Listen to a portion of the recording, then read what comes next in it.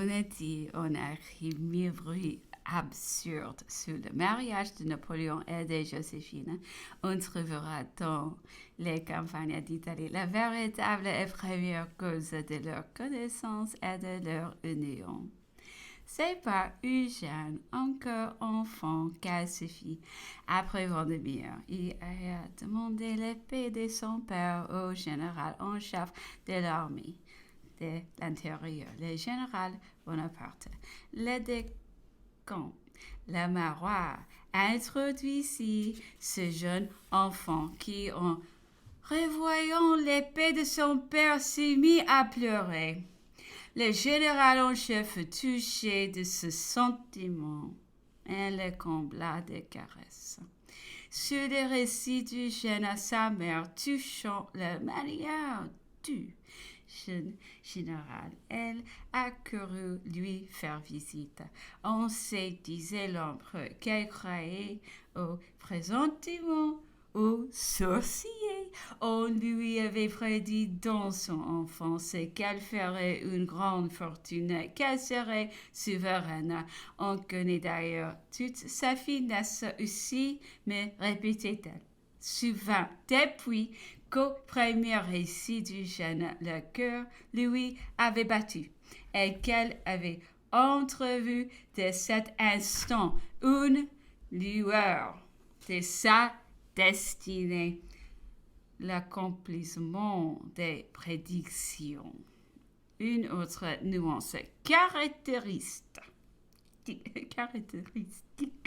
de Joséphine, continuait l'empereur, était sa constante dénégation. Dans quelques moments que ce fut, quelques questions que je lui fisse. Son premier mouvement, c'était la négative. Sa première parole, non. Et ce non, disait l'empereur, n'était pas précisément un mensonge. C'était une précaution, une simple défensive.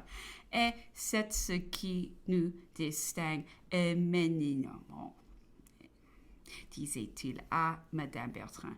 De vous autres, mesdames, ce qui n'est au fond entre nous que différence de sexe et d'éducation, vous aimez et l'on vous apprend à dire non. Nous, au contraire, nous faisons gloire de dire que nous aimons, même quand cela n'est pas. De là toute la clarté de nos conduites si différentes. Nous ne sommes vraiment pas. Nous ne saurions être de même espèce dans la vie. Lors de la terreur, Joséphine étant en prison, son mari meurt sur l'échafaud. Eugène, son fils, ayant été mis chez un menuisier, et il fut littéralement en apprentissage est en service. Hortense ne fut guère mieux. Elle fut mise, si je ne me trompe, chez une ouvrière en linge. Ce fut Fouché que le premier toucha la corde fatale du divorce et fut sans mission conseillé à Joséphine de dissoudre son mariage pour le bien de la France. Le moment pourtant n'était pas encore arrivé pour Napoléon. Cette démarche causa beaucoup de chagrin et de troubles dans le ménage. Elle irrita fort l'empereur, et s'il ne chassa pas alors Fouché à la vive sollicitations de Joséphine, c'est qu'au fait il avait déjà secrètement arrêté ce divorce en lui-même et qui ne voulut pas par ce châtiment donner un contre-coup à l'opinion.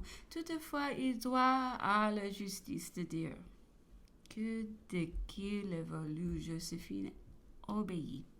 Ce fut pour elle une peine mortelle, mais elle se soumit et de bonne foi, sans vouloir mettre à profit des tracasseries inutiles qu'elle peut essayer de faire valoir.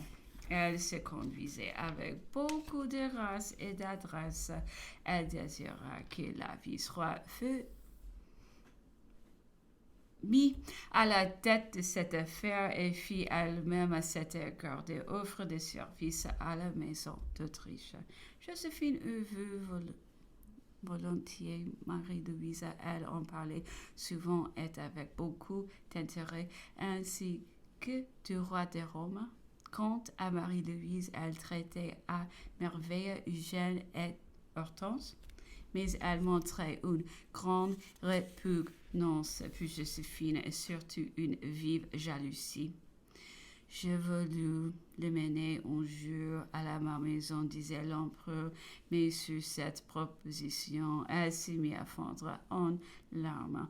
Elle ne m'empêchait pas d'y aller, mais disait-il, se contentant de ne vouloir pas le savoir, toutefois desquels on suspectait l'intention, il n'est pas des ruses qu'elle n'employa peut me gêner là-dessus. Elle ne me quittait plus et comme ses visites semblaient en lui faire beaucoup de peine, je me fis violence et ne fus presque jamais à ma maison.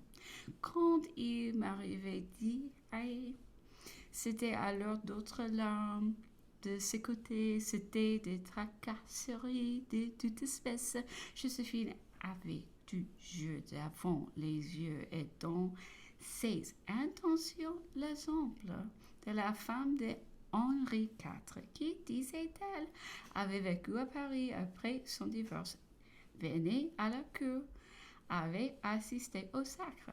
Et Joséphine était bien mieux située encore, prétendait-elle. Elle avait ses propres enfants et ne pouvait plus en avoir d'autres. Joséphine avait une connaissance accomplie de toutes les nuances du caractère de l'empereur et un tact admirable pour la mettre en pratique. Jamais il ne lui est arrivé, par exemple, disait l'empereur, de rien demander pour Eugène, d'avoir jamais même remercié pour ce que je faisais pour lui, d'avoir même montré plus de soin ou de complaisance les jours des grands frères, dont elle avait à cœur de se montrer persuadée et de me convaincre que tout cela n'était pas son affaire à elle, mais bien la mienne à moi, qui pouvait et y rechercher des avantages. Nous doutons qu'elle a eu plus d'une fois la pensée que j'en viendrai un jour à l'adopter pour successeur. L'empereur se disait convaincu qu'il avait été ce qu'elle aimait le mieux. Elle ajoutait en riant qu'il ne doutait pas qu'elle n'eût quitté un rendez-vous d'amour pour venir auprès de lui. Elle n'eût pas manqué un voyage quelque pénible qu'il fût pour tout au monde. Ni fatigue, ni privation ne pouvaient la rebuter.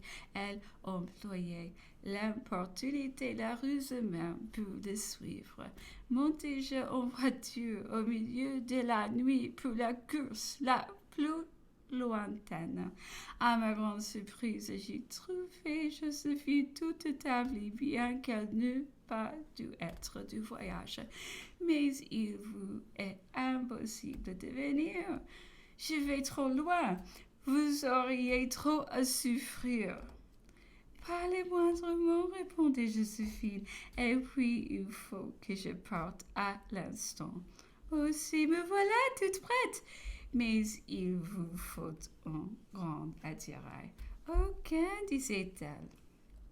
Et tout est pour vous. Et la plupart du temps, il fallait bien que je cédasse.